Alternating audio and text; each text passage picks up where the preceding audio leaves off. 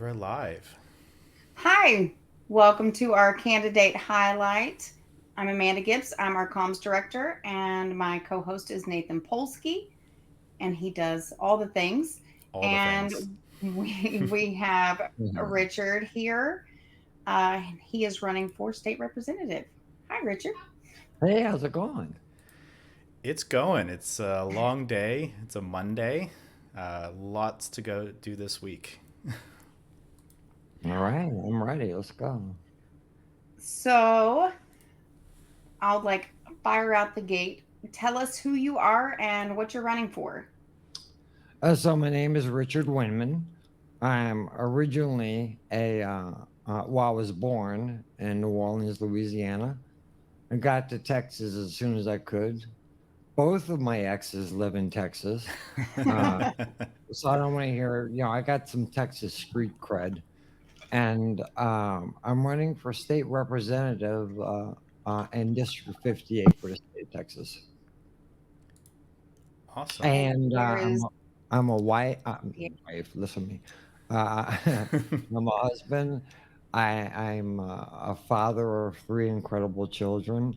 I am the grandfather of three children. We'll figure out how they'll turn out later.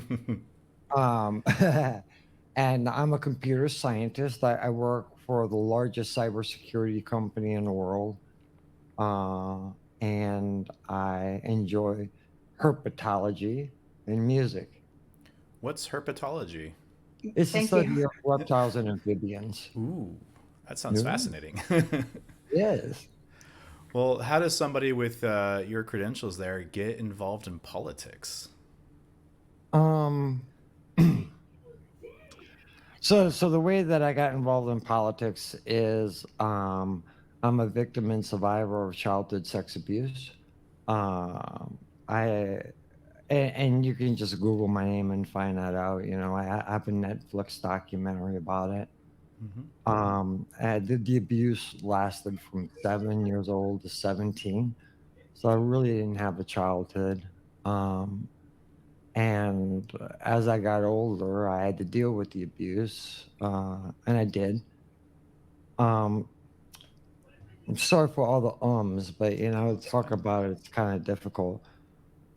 So it turned out that I became a victim and survivor advocate for adult survivors of childhood sex abuse. And I started a nonprofit called Survivors of Childhood Sex Abuse, SCSA. Today, we're only 4 years old, but I've been doing advocacy work for 10. Hmm.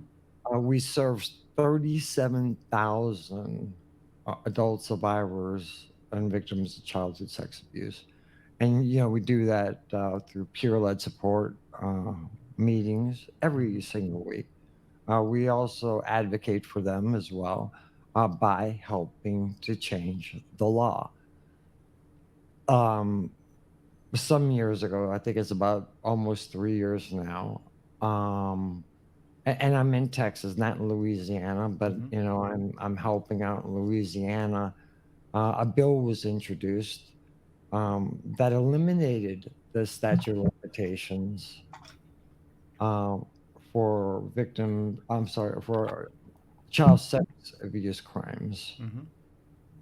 and also with a legislative look back window that said that all previous victims, if they're still alive, would have a path to justice. And it's kind of strange. I was skeptical, very, very skeptical that it would even pass ever. Hmm. The only entity, but going through the process, the legislative process, um, the insurance lobby who had to pay the bill, they said no problem.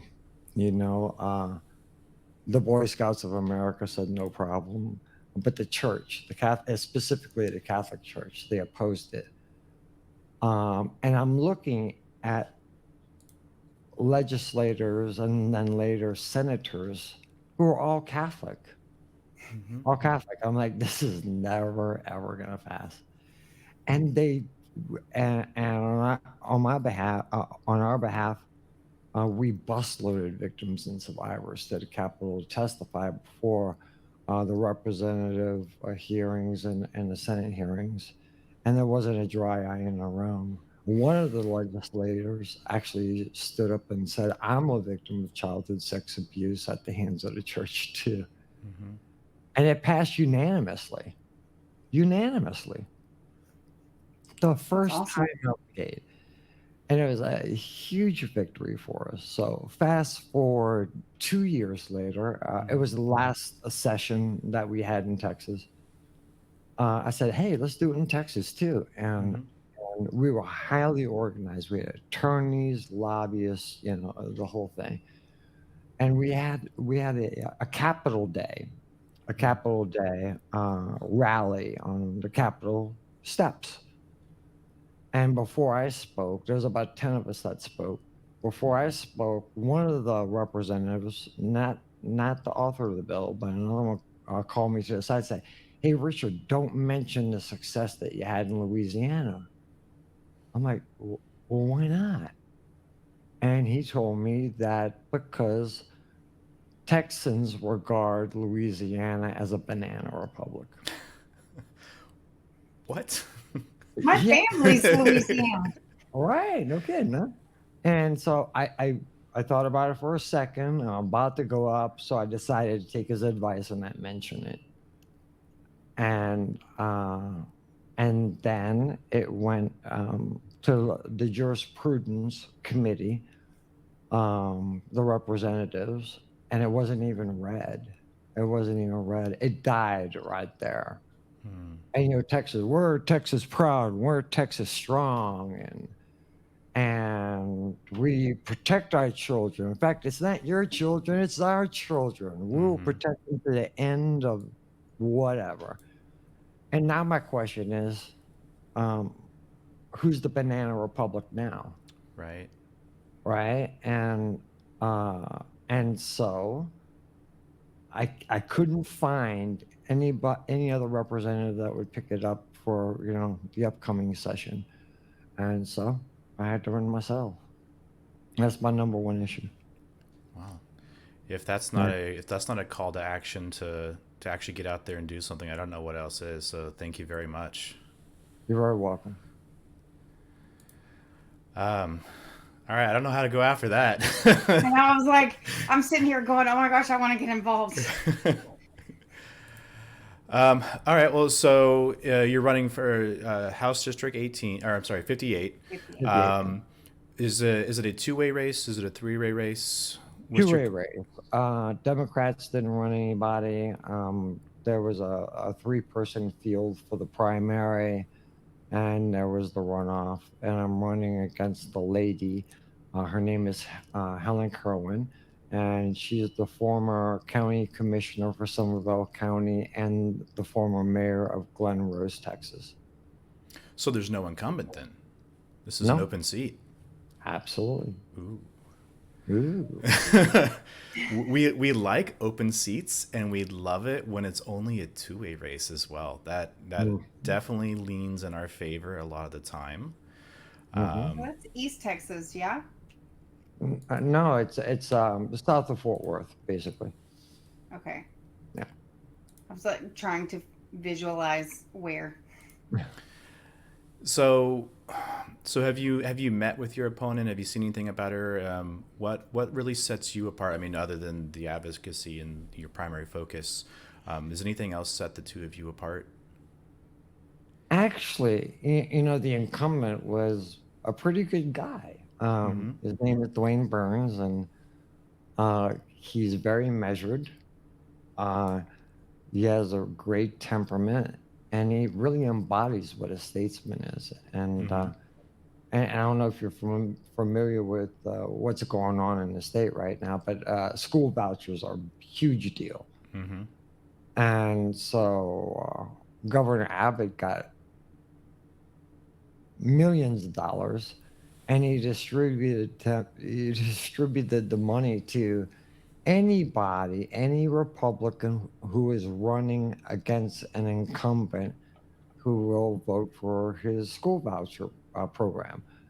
And Dwayne Burns, being a sensible man and can see that it was bad, he said he didn't vote for it. He didn't vote for it. Mm-hmm. And so he's on the governor's hit list. And so Helen Kerwin got a lot of money. She got Donald Trump's endorsement. She got the governor's endorsement, the governor's endorsement, Paxton's endorsement, and she outspent him like $10 to 1, Mm-hmm. and so she won the runoff, and for me, tell me the question again. What sets you apart from your opponent? I'm fundamentally honest. Uh, That's hard to find in I'm politicians. I I do have integrity. What sets me apart from my opponent is I've never committed any tax fraud. We found out last week that my opponent filed a homestead exemption on a commercial property. We found out that she has 34 acres of land and filed the ag exemption with only one horse on it. What's I, and I'll stop talking about her. I Mm-hmm. am very dedicated. I'm loyal to a fault. I'm tenacious. I don't quit. Mm-hmm. Uh, I don't take I don't take no um, lightly. I do believe that I have the temperament to be a statesman. I do know the law. I'm not a practicing attorney, but I went to law school. Mm-hmm. Um, and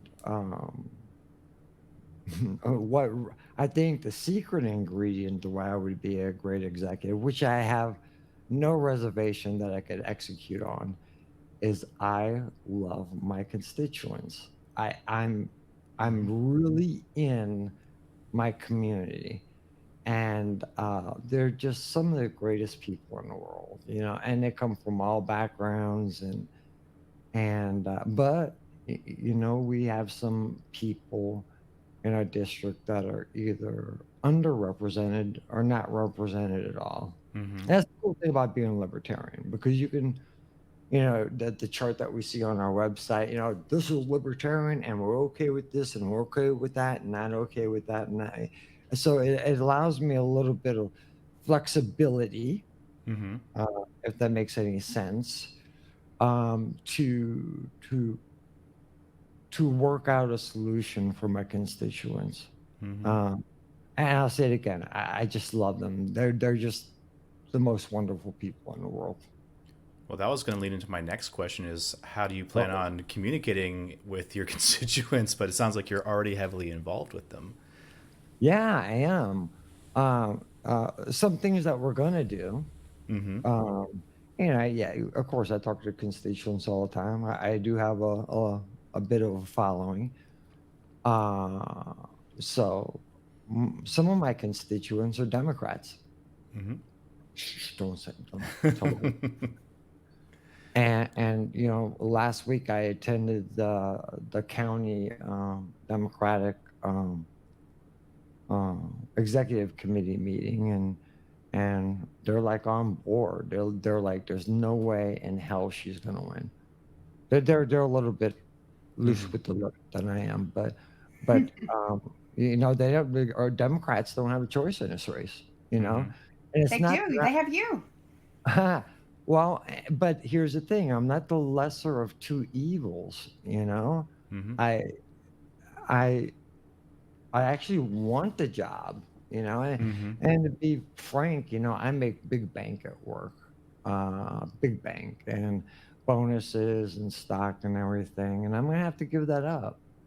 And my new paycheck, $8,000 a year. Oh, don't forget that 24 dollars per diem a day. Hmm. What does that buy us? That buys us a number three at McDonald's and a Starbucks coffee. Gotta love that inflation. Yeah, and but yeah, that's It'll be a pay cut. that's it. So I have the Democratic vote. I think I'm going to get about 10 to 20% of the female MAGA vote. Mm-hmm. I will get some of the Republican vote. And I want to be clear about this, just how I feel, and tell me if you agree with me. In the Republican Party, there is MAGA and there's non-MAGA. Yes, absolutely. Okay, so I think I'm going to get some of their vote. I'm going to get the Spanish vote, the retailers, the hospitality workers, well, actually, I want every vote.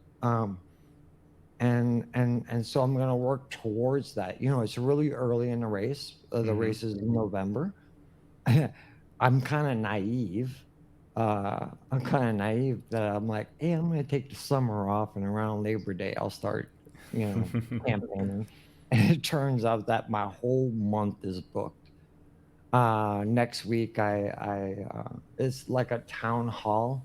It's Mm-hmm. the first time I'll face my opponent in person. The second time I face her in public, and we get to talk for 20 minutes each, and folks get to ask us questions. The first time I saw my opponent in person, I snuck into her watch party for the.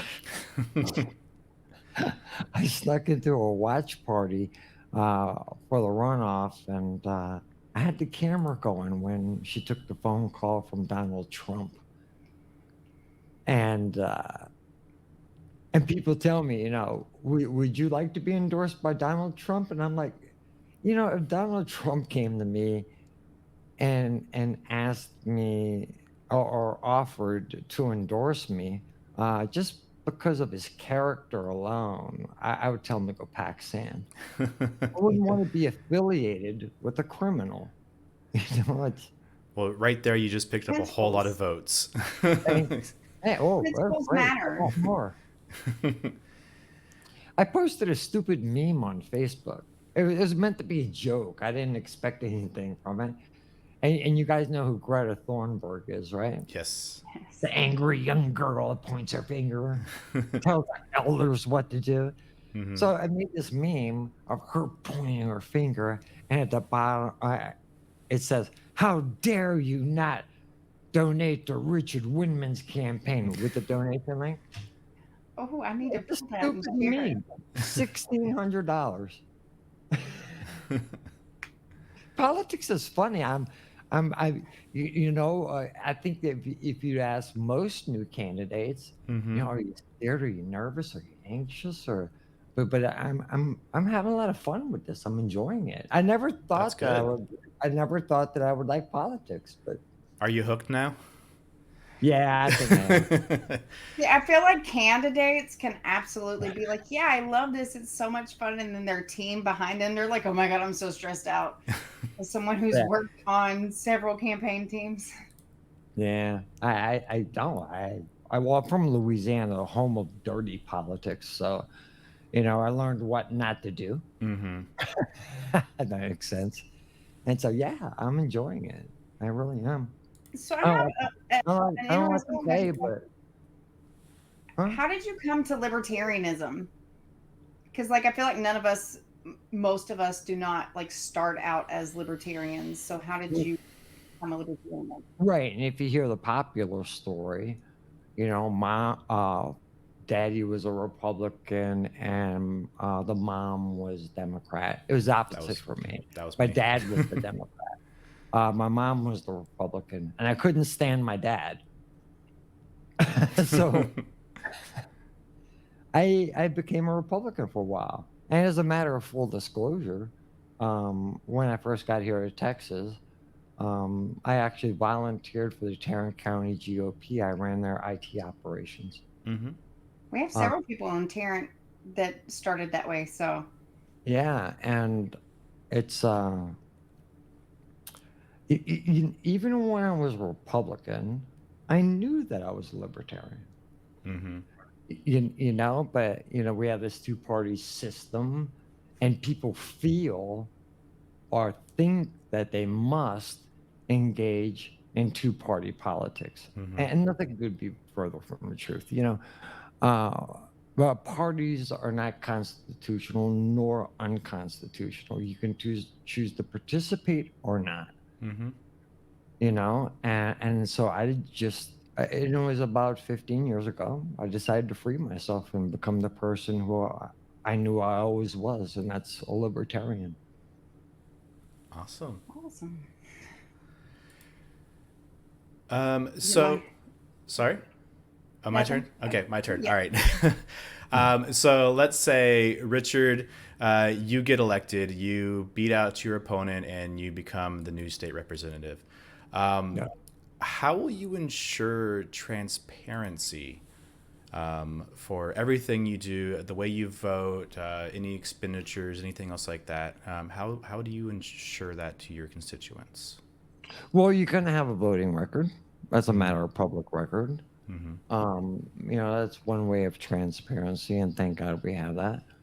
Um, and I think it kind of melds into another question that you asked me earlier.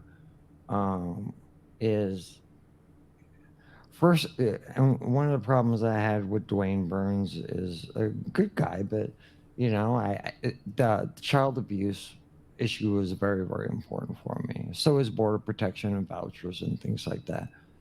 And when I called them, both the district office and Austin, no return calls, and I wrote Mm-hmm. emails and no return calls, and so it's not a pledge; it's a promise. Mm-hmm. If you call and I don't answer, you're gonna get a return call. If you write an email, you're gonna get a response. And most importantly, and I think this is really key, is it's not an executive position like the governor is. Mm-hmm. It's a representative.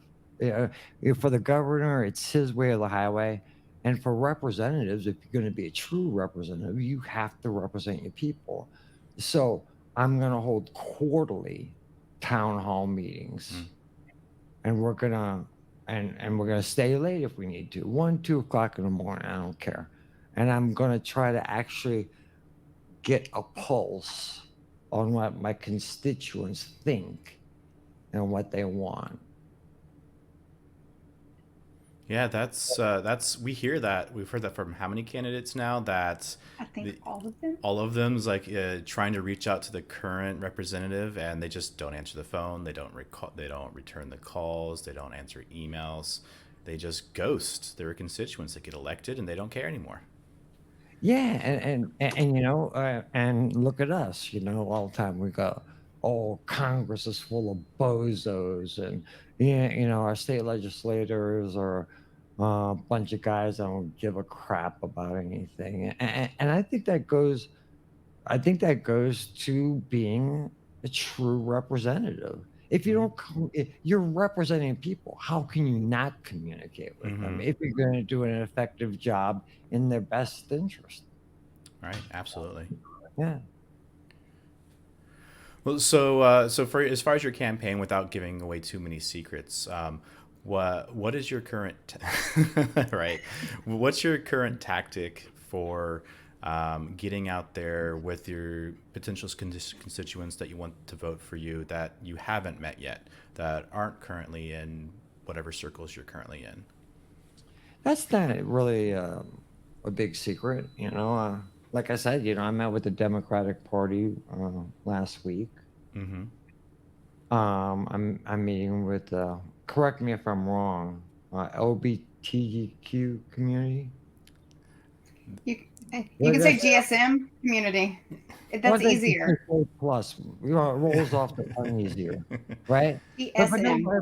but no, my brother's gay, and I've seen, he came open, came went public, in the 70s, and he Mm-hmm. suffered some really humiliating and violent episodes just because of who he was. Mm-hmm. Um, and I meet with them 2 weeks from now, and um, yeah, but in terms of strategy, um, it's going to be digital. Hmm. I think yard signs are so 1980s. The ROI on Yeah, yard signs is very low. I don't know. I love a good yard sign though, but I'm a physical, like I like paper. It's in the just me. beginning of my neighborhood, when you pull in, my sign sitting there, Mm-hmm. and I put a sign in front of my house, and somebody, not the one at the neighborhood, but they stole the one in my front yard. Yeah, so yeah. But it's mostly gonna be digital, I Mm-hmm. think. So are you Not on only socials? digital, but, I'm not scared to talk publicly about anything, and Mm-hmm. so I will be doing the debates, I will be doing the town halls, I will be, um, everything I can in person and digital. I just think that the print stuff is kinda antiquated at this point. I was thinking about inviting, my opponent to a cornhole tournament for charity. Ooh. Hey, it's for charity. Is drinking allowed for that? Because cornhole kind of requires drinking, especially in Texas. I you know, I Only if you want. eh, yeah, I'm a libertarian, dude. You put any substance in your body you want, I don't care. There we go. Not me, because I'll be the one shooting, so, You'll be winning. You'll be focused on winning there. yeah, Winning the race and the cornhole. both. There we go. Well, so you're doing digital. So you're primarily focusing on digital. How can people get a hold of you? Where can they find you? Oh, I just found his Twitter because I was like, "Ah, I like what he's saying. I want to see stuff. I So can pitch you that one. So the website, and you gotta get this right because the website's messed up, but you have to put the www in front, Hmm. and then it's simply the words Windman for Texas. Hmm. The word Um, for or the number four? the word for, Okay. yeah, and that's how you can get a hold of me. You can see my campaign sign behind me. Hmm. That's also on my website. That is my personal cell phone. See, I want to really Hmm. communicate with the constituents. I'm very public. I'm very, very, very easy to find. All you have to do really to get in touch with me is Google my name. That's makes it so much easier than trying to dig Yeah. through 5 pages of Google ads to find somebody. So that's hmm awesome. I'd give you my Twitter account, but I want to clean it up first. No, I'm just kidding. I was like, I just followed you. But that's the only site where it's the Winman with the number 4 Mm. Texas. Everything is letters. Yeah, Twitter usually requires you to have a shorter handle, so it makes it a little bit harder. No, I mean it's pretty long. His last name's pretty long, but it's the number four. Well, me and Elon Musk were getting together this weekend to have some scotch. Maybe I can work on that with him. Trying to think of how to take that one. I was like, is Elon a Scotch drinker? I don't know. The guy just called me up and he tried to sell me a cyber truck, and I told him no, I don't want a cyber truck. It looks stupid. Uh, you know, um, but he's trying to sell me. So no, I don't know Elon Musk. Those Cybertrucks, they look like a video game. I don't know if you are familiar with video games, but like Halo 3 Really? Warthogs. I look that old. Did you just go there? He's old enough to be my dad. So, like, my dad doesn't play video games, so I just assume. Do you know who the Beatles are? Yes. Okay. Hold on. If we All talk right, so music, I got you my back. favorite band is Creedence Clearwater Revival, so I got you it back. doesn't match. Okay. All right. Well, so how can people help you with your campaign? Do you need boots on the ground? Do you need donations? What can we do? What can others do? Boots on the ground and votes. Don't need money. For every dollar I raise, she'll spend 10. So Mm. it's a zero sum game, and in terms of finances. And I'm not doing bad. If I Mm-hmm. need money, I got a bunch of money, and Mm-hmm. I'll spend my own money on it. And but yeah, it's about support. Boots on the ground. They still tell me, even though I have a hard time with yard signs being Mm-hmm. viable, A lot of people tell me that there's some value in door knocking, and Mm-hmm. so if I can amass a team that would help me with that, that would be deeply appreciated, and I would be right there for them. Mm-hmm. Um, and that's it. You support and you vote. And in fact, it's stupid. It is absolutely stupid to spend $500,000 to win a state representative race in a county as small as mine. I ran for city council just a couple, last year, year before that, and my opponents were spending $10,000 to run for a city council race. And yeah, I'm like, how do you justify this? Mm. Because it's Yeah. not their own money. And It's, that's why it's she spent in the runoff $500,000. So, 500,000 for just for the runoff. yeah. Of carpetbagger money. Ugh. Mm. Well, sounds like we if we can get Elon Musk to go and drop 500,000 on you, that'd be great, right? Let me juice them up a little bit in the last. I mean, we do know some people that have lots of money that likes to help libertarians. Mm-hmm. But like I said, I think it's futile, because Mm-hmm. for every dollar I spend, she'll spend 10. So Right. it's wasted money. I'd rather you give that to your kid for their college education than give it to me, Mm-hmm. Or you right? can give it to LP Texas so Oh, he can go advocate. I already give to LP Texas. You guys are hounds. You're like, and when you gonna give us more? When you gonna give us Does it We're work? trying to make a difference. I just donate to the Mises caucus. You guys constantly want money. It's like you don't love me. We love You you. know?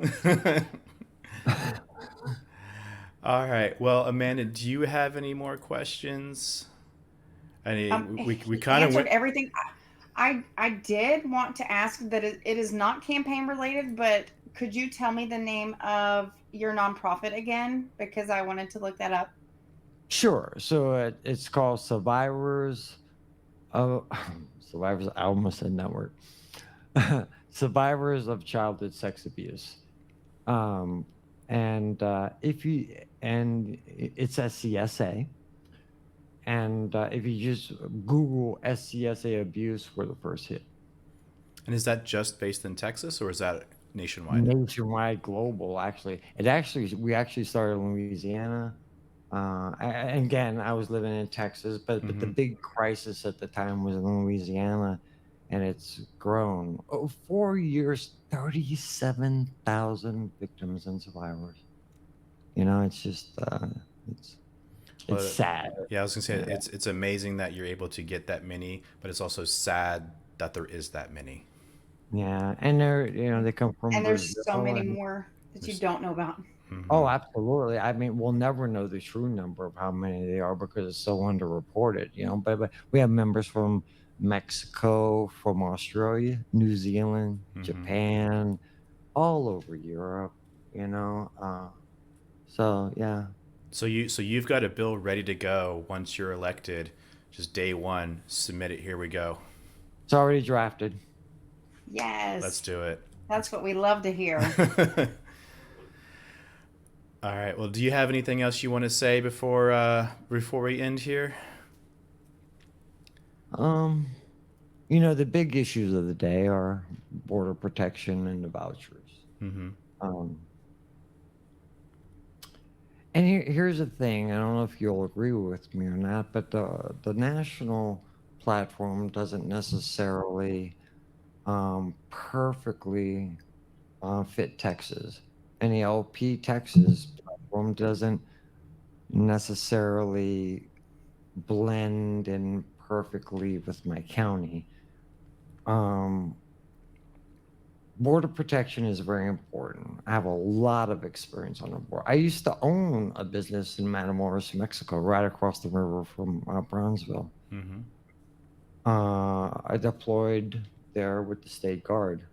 Um, I, my wife is from Mexico, and uh, we need to protect it because there's other things that go on the border. And there's good people that are trying to come across, and the reason they try to come across the border illegally is because we don't have a sensible national immigration policy. But also, and that's not like 20% of the people coming across the border. The rest is cartels and drugs. Um, the rest, well, a couple are terrorists, and and it goes on and on. It's really a bad land. And so I think, for border protection, Texas needs to employ and in any and all means at its disposal that are humane to protect our border with Mexico in the absence or inability or unwillingness of the United States federal and Mexican governments to do so. The other issue that's really important to me is school vouchers. It's the classic bait and switch. We're going to give you a higher tax homestead exemption, but now you have to send everybody else's children to private school. And when you think about public schools, there's nothing wrong with our public schools. Well, there's room for improvement. There's a lot of room for improvement. No, there's room for improvement, but it's not time to panic. Talking in naval terms, you don't scuttle the ship in that situation. When a ship is listing, you right the ship. And yeah, and our public schools are oftentimes the cornerstone of our communities. And so when we build a school, here come the subdivisions, here come the families, the kids, and the teachers. And then the oil change place comes, and the gas station, and the convenience store, and a myriad of retailers. And I think that if we really tinker and get it wrong and either damage or destroy our public schools, there goes the community. Um, and I talked to the school superintendent the other day. There's a lot of technical points on why it's bad, but just from a human perspective, we shouldn't. We should support our public schools and our teachers and our students. I think it's the right thing to do, and I do not want to pay even higher taxes to send somebody else's kid to private school. Okay. All right. Yeah, so along with the child abuse, those are my three things that I care most about. And there's also more issues, talking to my constituents. There's a lot of things going on that they Mhm. really care about and that I research and I'm trying to get up to speed on. And yeah, Great. there it is. All right. Well, I'm working before I get elected. There you go. all right. All right. Well, thank you very much for taking the time to speak with us.